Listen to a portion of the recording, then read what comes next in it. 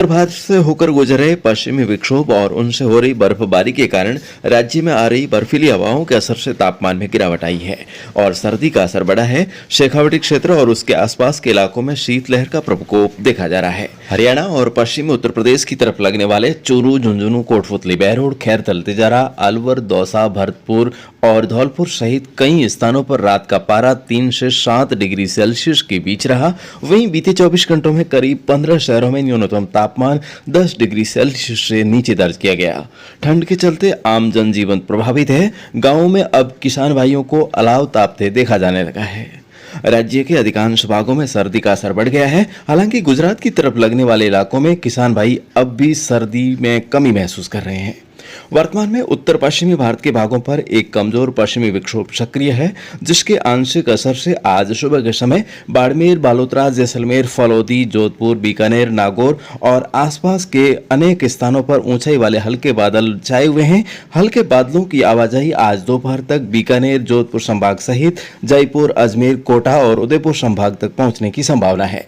वहीं आज शाम व रात्रि के समय भरतपुर संभाग के भी कई जिलों में बादलबाई देखी जाएगी। वहीं सीमावर्ती जिलों में देर शाम से कुछ समय के लिए आसमान साफ होकर बादलबाई का एक और दौर आने की संभावना है, जिससे कल तड़के जैसलमेर, बीकानेर, फलौदी और आसपास के इलाकों में कहीं कहीं हल्की बूंदाबांदी और बौछार मात्र गतिविधियां भी हो सकती है। परंतु शेष अधिकांश भागों में मौसम शुष्क रहेगा। लगातार उत्तरी हवाओं के असर से तापमान में गिरावट रहने से सर्दी का असर बरकरार रहने की संभावना है। कल उत्तर पश्चिमी राजस्थान के भागों में बादलबाई को छोड़कर शेष भागों में आसमान साफ रहेगा। सोमवार को भी सभी भागों में मखमली धूप के साथ आसमान साफ रहने की संभावना है। और ये मौसम समाचार कृषि जगत चैनल से प्रसारित किए जा रहे हैं। हर घंटे मौसम की ताजा अपडेट जानने के लिए आप इस चैनल को सब्सक्राइब कर सकते हैं। 9 दिसंबर को फिर से हल्के बादलों की आवाजाही रहेगी। 10-11 दिसंबर को आसमान साफ रहेगा तथा 12 से 14 दिसंबर के बीच पुनः एक नए कमजोर पश्चिमी विक्षोभ के प्रभाव से धूप छांव का मौसम बने रहने की संभावना है। परंतु आगामी एक सप्ताह वहीं अगले 10-15 दिनों में भी कहीं पर भी बारिश होने की विशेष रूप से संभावना नहीं है। मौसम मुख्यतः शुष्क रहने के आसार हैं। फिलहाल इस तरह के मौसम की परिस्थितियों को ध्यान में रखते हुए किसान भाई फसल बिजाई का कामकाज इस हफ्ते पूरा करें। वहीं अगेती रबी फसलों में निराई गुड़ाई का कार्य भी कर सकते हैं।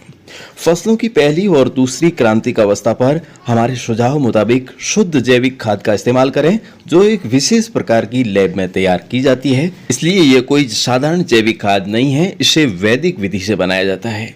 जिसने भी इस खाद को इस्तेमाल किया है उन्होंने अपनी फसल में बेहतरीन उत्पादन पाया है। तो दोस्तों, आप भी इस कृषि जगत चैनल प्लेटफॉर्म के माध्यम से आज ही घर बैठे ऐसा उत्पाद मंगवा सकते हैं जिसका आज पूरे भारत में अग्रणी नाम है। तो दोस्तों, कृषि जगत चैनल से आप जो लंबे समय से जुड़े हुए हैं तो हमें आपकी भी परवाह है, क्योंकि दोस्तों हर साल भूजल स्तर नीचे जा रहा है, सिंचाई जल की भी कमी हो रही है। तो ऐसे में आप कुछ ऐसी तकनीक को भी अपनाएं जिससे लगभग 50% सिंचाई जल की भी बचत हो, भूमि की उर्वरा शक्ति बनी रहे और फसल भी रासायनिक के मुकाबले बेहतरीन उत्पादन दे। जब आपकी लागत कम आएगी तो निश्चित तौर पर आपका पैसा बचेगा, आपको किसी से उधार लेने की जरूरत नहीं पड़ेगी, तो आप कर्ज से मुक्त रहेंगे और समृद्ध रहेंगे। तो दोस्तों, इसी कड़ी में आइए आज आपको दिखाते हैं कृषि जगत टीम के सदस्य गुलाब सिंह जी इंदा के द्वारा लिया गया रायडी की फसल में एक शानदार परिणाम का दृश्य। नमस्कार दोस्तों, मैं गुलाब सिंह एसलीपीएस डिस्ट्रीब्यूटर और आज मैं बात करने जा रहा हूँ। एक रायडे के अंदर खड़ा हूँ और ये कौन सी जगह है और कितने टाइम पहले यूज करा था इस रायडे के अंदर अपनी संस्था का भूविटा और इको हरियाली। और दोस्तों, बहुत ही शानदार एक रिजल्ट मिला है। किसान भाई से जानते हैं। राम राम अंकल जी, नमस्कार। राम राम। आपको का नाम है? लाखाराम। लाखाराम जी कहाँ के रहने वाले? कलजी बेरी गाँव। कलजी बेरी गाँव। जिला कौन सा लगता है आपका? जिला हमें पहले तो हाथों रमायो है। अच्छा, आगे पास हो गए। अच्छा, हाँ। अभी प्रेजेंट में कौन सा है?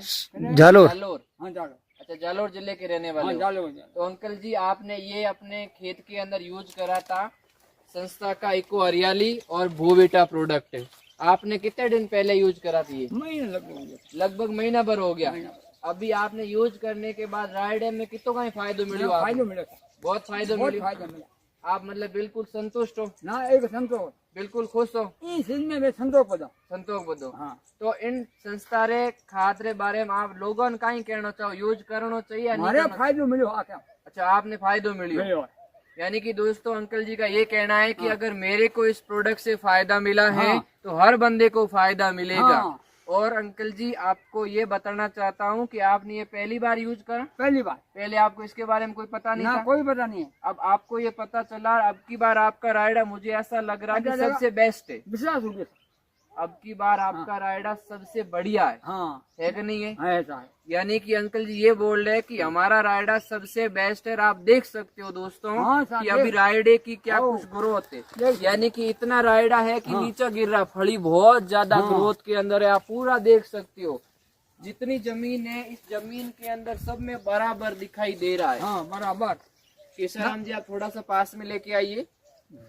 दोस्तों आप फली देख सकते हो, हाइट तो बहुत ज्यादा है पर इसकी फली देख सकते हो, ये फली क्या है। तो मैं थैंक्स कोट देना चाहता हूं हमारे संस्था के MD and CEO mister Sanjeev Kumar sir को, जिन्होंने इतना बेस्ट प्रोडक्ट बनाया जिसकी वजह से हम किसान से मिलते हैं तो किसान बहुत ही खुश है। इस बात से हम खुश है कि इनको फसल बहुत अच्छी मिल पा रही है कम पैसों के अंदर। और पेस्टिसाइड डालने की वजह से हमारी जमीन भी खराब होती है और हमें उपजाऊ भी कम मिलता है। तो जितने भी देशवासियों जितने भी किसान हैं उनसे मेरा अपील है कि एक बार अपनी संस्था का भूवेटा जरूर यूज करें। और ये यूज करोगे तो आपको ये वाला रायडा मिलेगा। हर फसल के अंदर आपको बेनिफिट ज्यादा ही ज्यादा मिलेगा। तो thank you so much, all the best, thank you so much. तो दोस्तों आप भी चाहते हैं कि हमारी फसलों का भी इसी तरह उत्पादन बढ़े तो आज ही संपर्क कीजिए कृषि जगत चैनल के हेल्पलाइन संख्या 9660819123 पर। तो दोस्तों हमें रहेगा आपके कमेंट्स और कॉल्स का इंतजार। फिलहाल मुझे आज के लिए दीजिए आज्ञा। कल सुबह इसी समय हमारी फिर से होगी मुलाकात। तब तक के लिए नमस्कार।